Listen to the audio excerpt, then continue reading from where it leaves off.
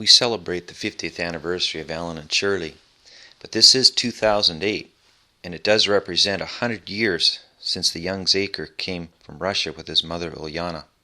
A lot has passed since then, and all we have is just a few pictures that conjure up many memories, some that I remember, some that I don't.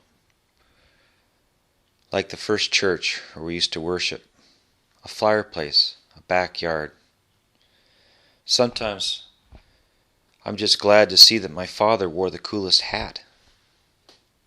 I wish I could play with my old pets or climb trees in the backyard. But to sum up how I feel, we're all older now, maybe best in music. Here's a song sung by the great-granddaughter of Zaker and Dora and the great-grandson of HMS Richard. The song that we're going to sing is Remember Me, and it's by Mark Schultz. And what it is it's a song that has lyrics that it's like God is talking to us. And that's what it's about. And it's saying, class, it's saying that he doesn't want us to forget him no matter what we do, where we go. No matter what, God wants us to remember him and keep him number one. As I sat there class night, nearing the midnight hour, I couldn't help but think about all the sacrifice that's gone on before me. The stories that Uncle Norman used to tell of his mother selling what little she had so she could send some money to the Voice of Prophecy. And I remembered some special people that I've never met, or those that I wished I had more time to visit with.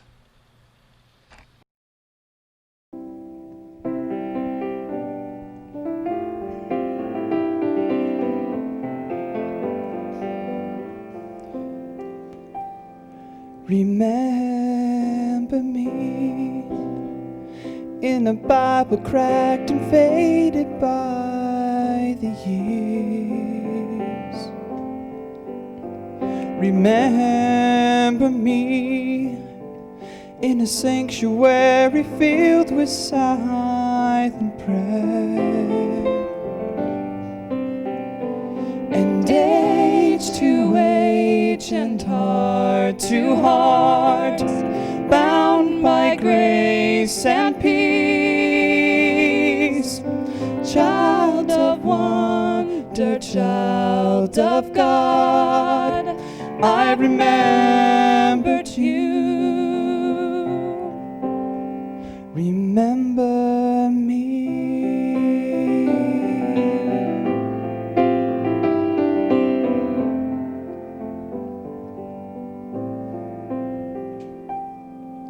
Remember me when the color of a sunset fills the sky. Remember me when you pray and tears of joy fall from your eyes. And age to age and heart to heart, bound by grace and peace. Child of wonder, child of God, I remembered you. Remember me.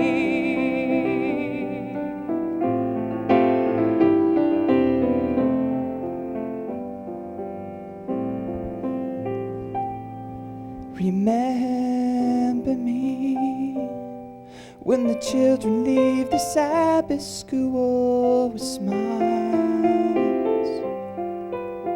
Remember me when they're old enough to teach, old enough to preach, old enough to leave.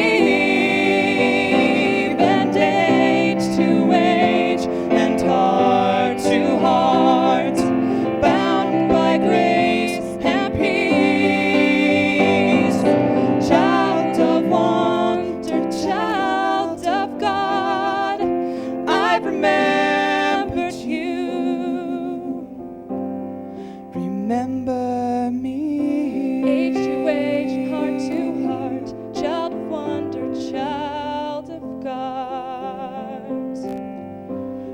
remember me. Age to age and heart to heart, child of wonder, child of gods. Remember me.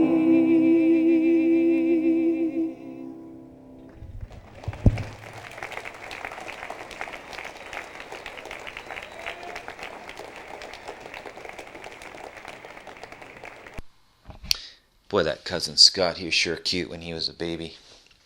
Here are some more pictures of various first cousins over the years and now second cousins. But since this is the 100-year celebration of Anton and Nikita arriving in Canada, I feel it's appropriate to award a couple of individuals who have achieved success beyond their dreams and stand above the pack. They deserve the Nikita Anton 20th Century Award of Excellence. They're the firstborn of Ellen, Marge, and Nina.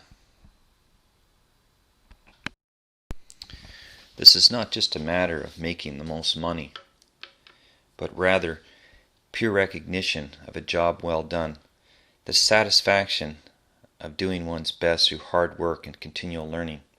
Then at the top, these people remain humble and enjoy helping others through leadership and mentorship. Ron received his fellowship in the International Congress of Oral Implantologists in Chicago a couple years ago, and he continues to improve his surgical techniques.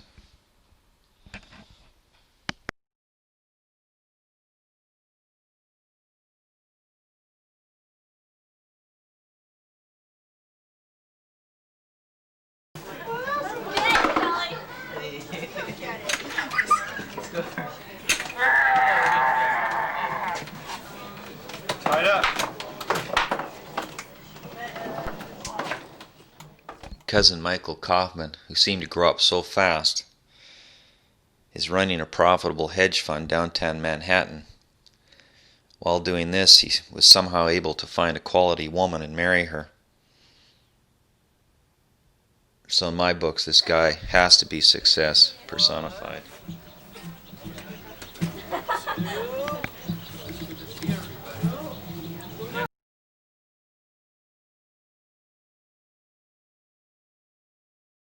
We've relied on one another for a steady supply of empathy, helping each other get through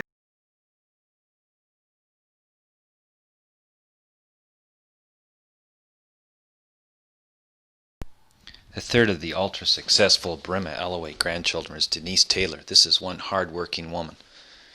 2 months after Michael's wedding, she set up her own law firm.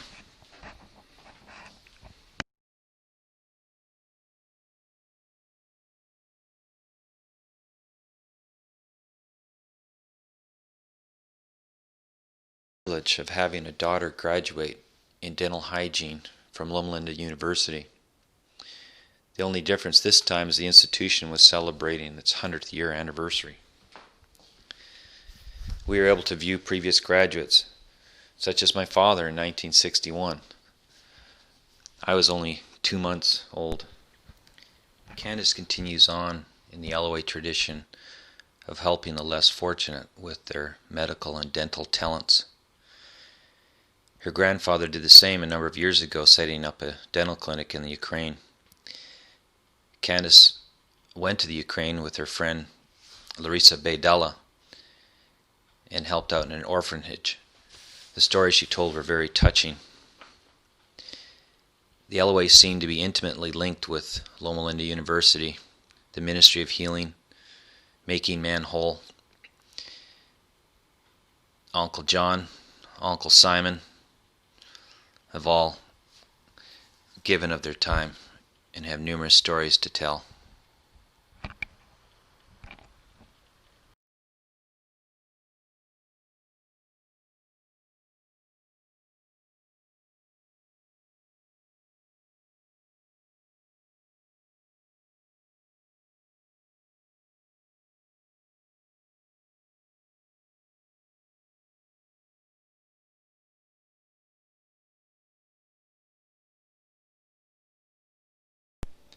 My son Luke is also interested in the medical profession, but one of his special talents is that of singing.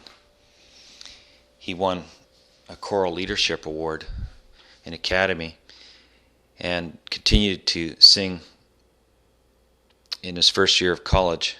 This following number, I'm sure Zaker would be very proud of, since he too said that he sang in a choir as a young man. As a mother, and we go to church when I grew up, Then I go to choir. Then choir, I had good friends. Perry, maybe you know. Yeah. Mel Perry played violin. And a good friend, Mike Rebuker, was my friend.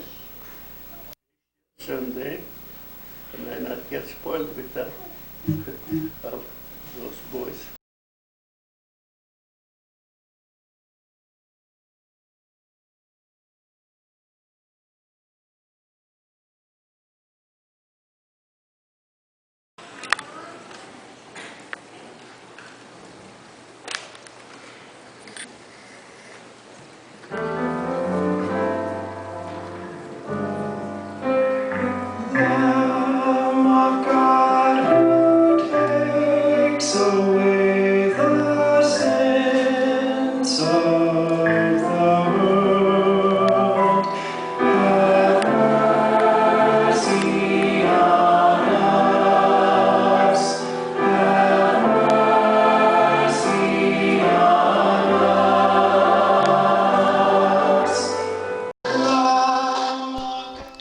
After dental school, Shirley and Ellen settled in a beautiful part of Western Canada, that of Vancouver, BC, where we now celebrate their 50th anniversary.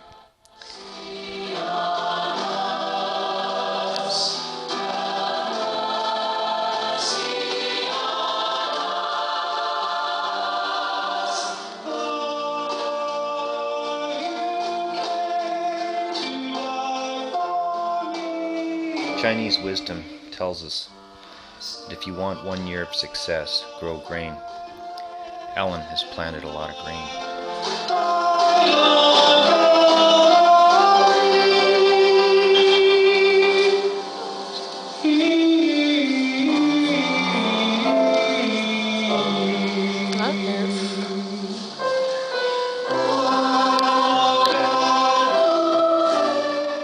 If you want 10 years of success, then plant trees. Shirley and Ellen have planted a lot of trees. But if you want 100 years of prosperity, then you need to grow people. This is what Shirley and Ellen have done quite well, having 4 children of their own, and then these children going on to have 14 grandchildren with 1 great-grandchild.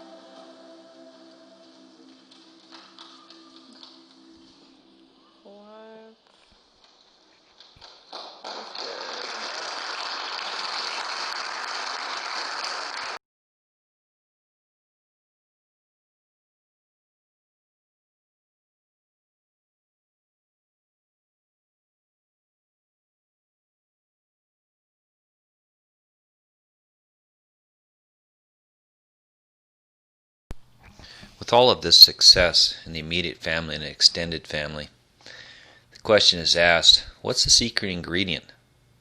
What's made this all happen? Because after all, it could have turned out different. The 4 young children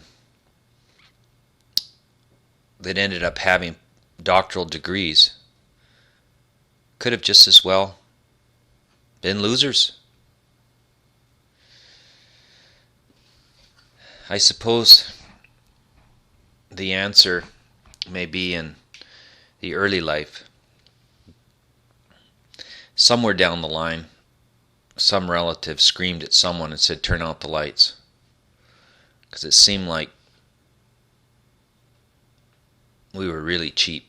We were really poor when we were young. No bathroom, no hotels. When it came to food, you'd have to go out, track it down, and kill it. There was no free lunch. Whether it was fowl or cow or fish. Right there in our own yard, we'd butcher a cow.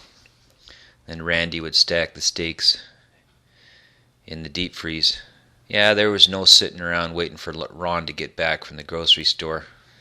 There was no laying on the couch and petting the dog. No, it was tough. No tooth fairy.